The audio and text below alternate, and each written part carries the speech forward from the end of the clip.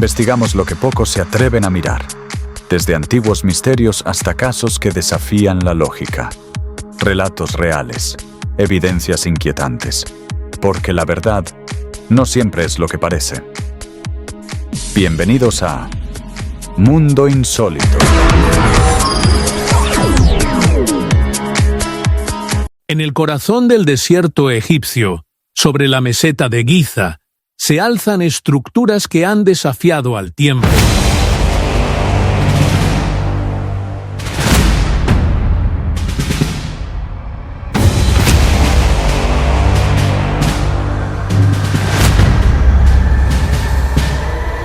A las tormentas de arena y a las propias certezas de la historia oficial. Las pirámides, según la versión académica, fueron erigidas hace más de 4.500 años por faraones de la Cuarta Dinastía, como monumentos funerarios que encarnaban el poder divino del monarca. Pero hay quienes, como el escritor e investigador británico Graham Hancock, ven en ellas algo mucho más antiguo y mucho más inquietante. Hancock no se conforma con las explicaciones tradicionales. Su hipótesis parte de una premisa sencilla, pero incendiaria. La historia que conocemos podría ser solo un fragmento de un relato más vasto, uno que se remonta a miles de años antes del Egipto dinástico. Él sostiene que las pirámides podrían ser el legado de una civilización perdida, extinguida por un cataclismo global, pero capaz de transmitir un conocimiento extraordinario a los pueblos que vinieron después. Para sustentar su idea, Hancock señala lo que considera anomalías en la cronología oficial. La Gran Pirámide de Keops, con sus 2,3 millones de bloques de piedra, algunos de más de 70 toneladas, presenta un grado de precisión que, según él, desafía las herramientas y técnicas que se atribuyen al antiguo Egipto. Los pasajes y cámaras interiores están alineados con una exactitud milimétrica, y la orientación de toda la estructura con respecto al norte verdadero es tan perfecta que, en su opinión, solo podría haberse logrado con un conocimiento avanzado de astronomía y geodesia. Pero su argumento más polémico se basa en la relación de las pirámides con el cielo. Hancock sostiene que las 3 pirámides de Giza están alineadas con el cinturón de Orión, no tal como lo vemos hoy, sino como se habría visto hace más de 12.000 años. Esta fecha, muy anterior a la Egipto faraónica, coincide con el final de la última glaciación, una época en la que, según él, existió una cultura global de navegantes, astrónomos y constructores que transmitió su saber a distintos pueblos. La hipótesis de Hancock conecta además las pirámides con otros monumentos megalíticos alrededor del mundo, desde las enigmáticas estructuras de Göbekli Tepe, en Turquía, hasta las plataformas de piedra en América del Sur. Para él, no son coincidencias aisladas, sino huellas dispersas de un mismo origen, de un mismo impulso por preservar el conocimiento frente al olvido. La comunidad científica, sin embargo, ha sido contundente en su respuesta.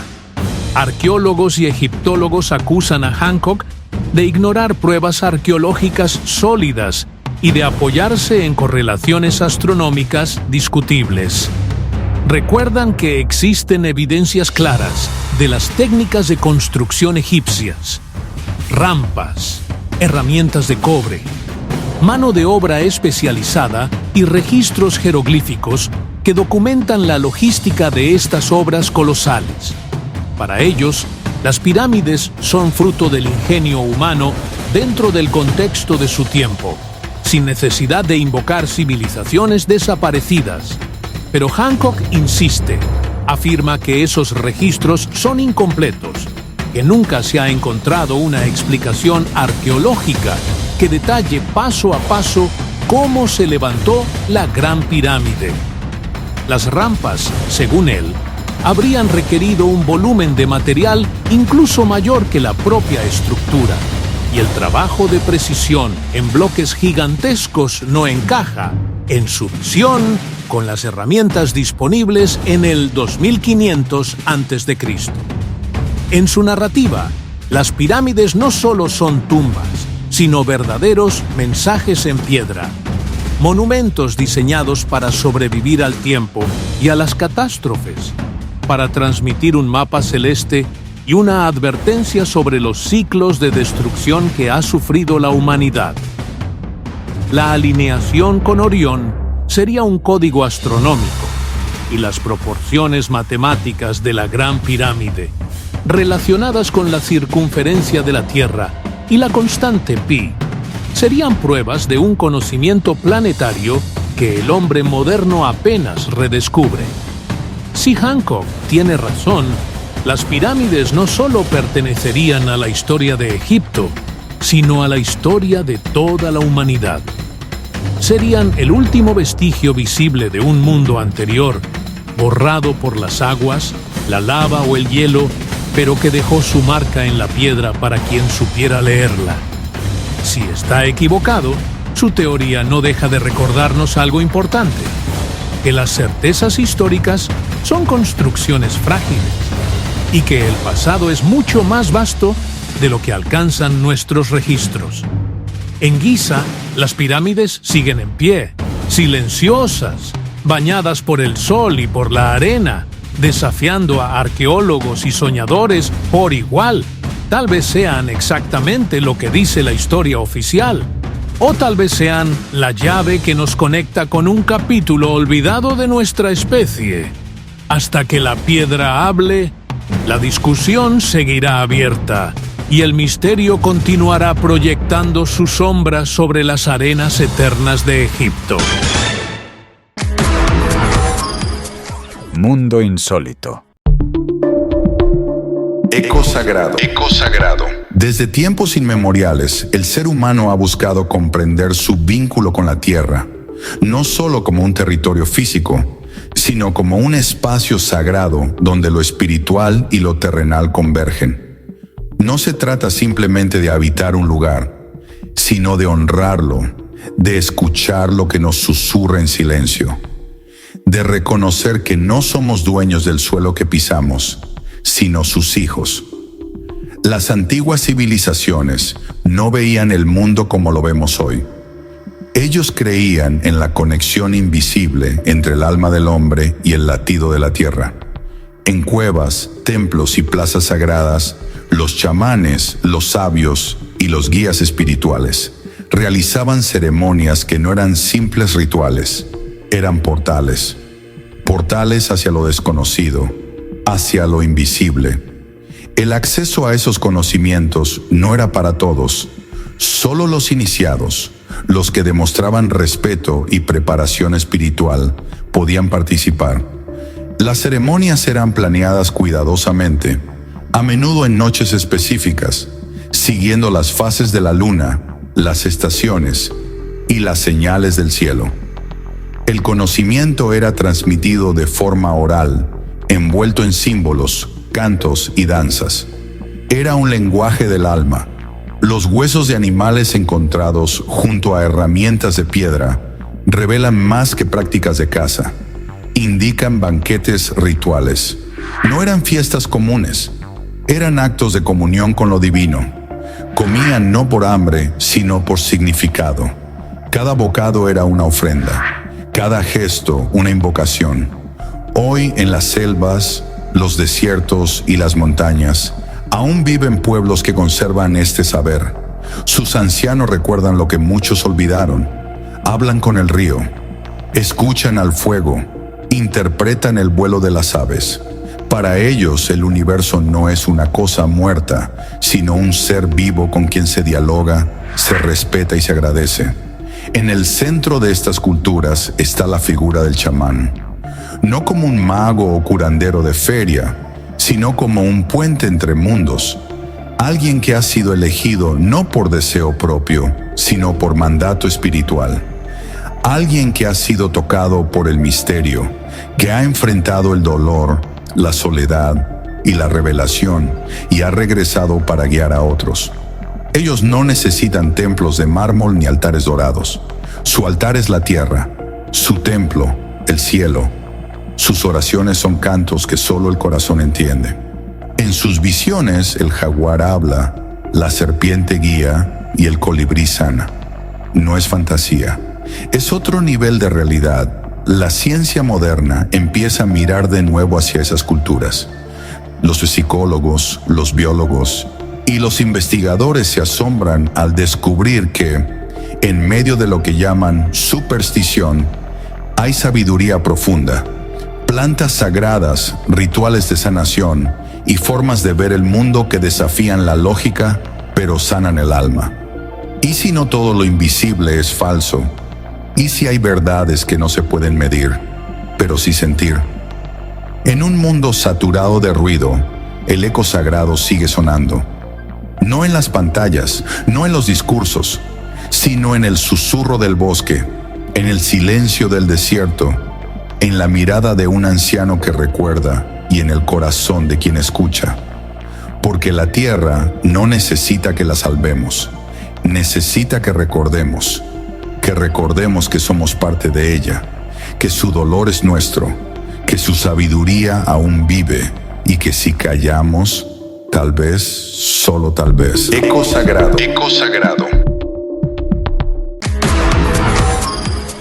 Mundo insólito. ¿A dónde va el dinero?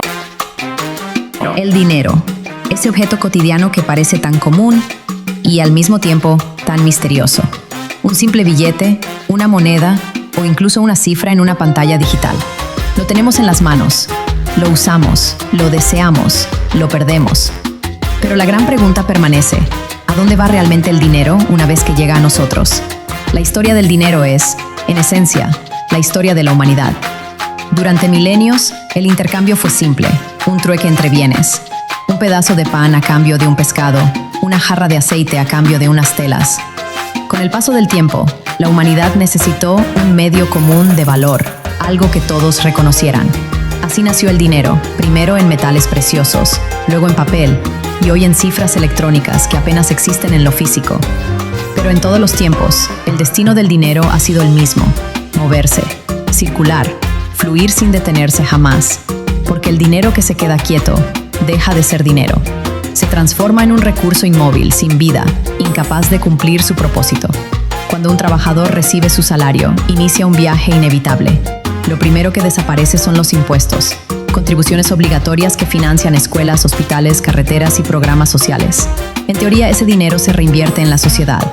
En la práctica, una parte se pierde en burocracia, en corrupción o en proyectos que nunca ven la luz. Así, el primer destino del dinero es siempre incierto: el bolsillo del Estado. Después, lo que queda se destina a lo esencial: comida, vivienda, transporte, energía.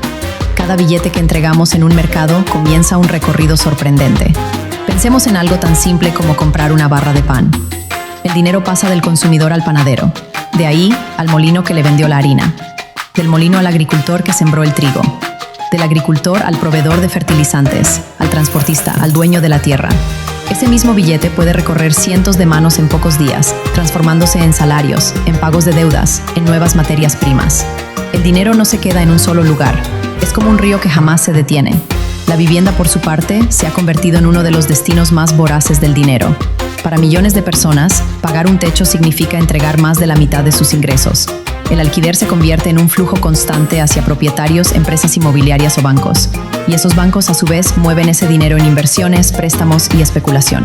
Así, lo que parece una transacción simple entre inquilino y arrendador, en realidad alimenta a un sistema mucho más grande, que absorbe y redistribuye el dinero en niveles que rara vez percibimos. El transporte es otro gran destino.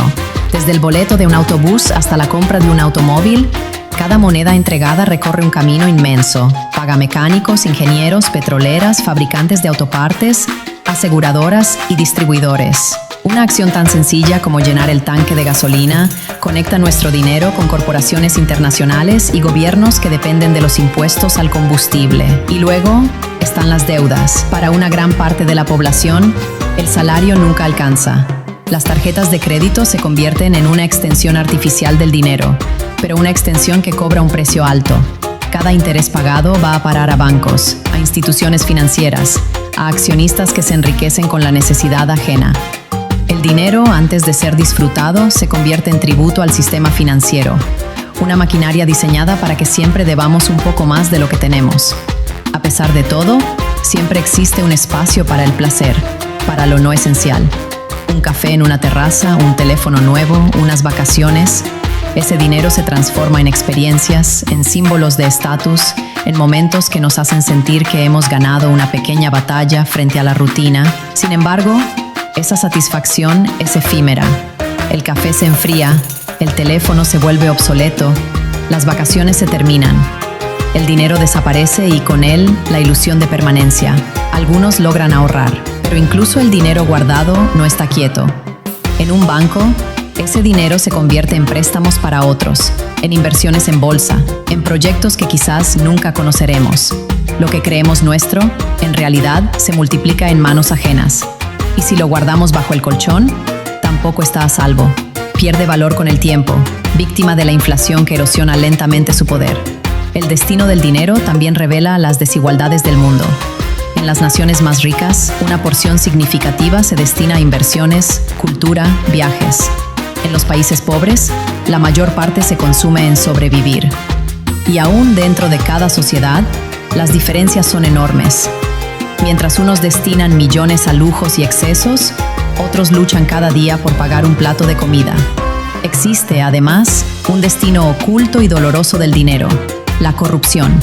Sumas astronómicas desaparecen en contratos ficticios, en sobornos, en paraísos fiscales. Dinero que pudo construir hospitales, escuelas y viviendas dignas, pero que termina escondido en cuentas secretas, beneficiando a unos pocos. Esa es la parte del viaje del dinero que rara vez se cuenta, pero que marca la diferencia entre sociedades prósperas y sociedades atrapadas en la miseria. El recorrido del dinero es también un reflejo de nuestras decisiones personales. Cada vez que elegimos comprar en una gran cadena en lugar de un comercio local, estamos decidiendo hacia dónde se dirige ese flujo. Cada vez que preferimos gastar en productos importados en lugar de los de nuestra comunidad, estamos inclinando la balanza. El dinero, en última instancia, es un voto silencioso. Con él, decidimos qué empresas prosperan y cuáles desaparecen, qué modelos de vida se sostienen y cuáles no. Y sin embargo, por más que intentemos controlarlo, el dinero siempre parece escaparse. Se desliza entre facturas, gastos imprevistos, impuestos ocultos, llega a nuestras manos y casi sin darnos cuenta, desaparece. Lo que creemos que poseemos, en realidad, nunca nos pertenece del todo. Entonces, ¿a dónde va el dinero?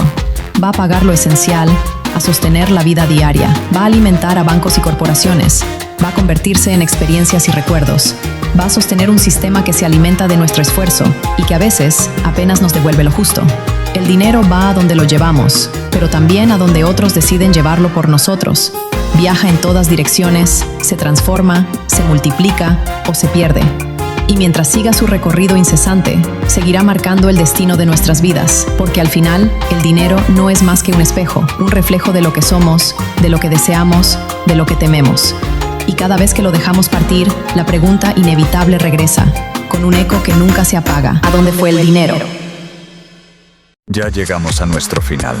La cita es mañana en CMQ Televisión. Y su programa es este, Mundo Insólito. Quizás, tal vez, a lo mejor, por ahí nos veremos. Hasta la próxima.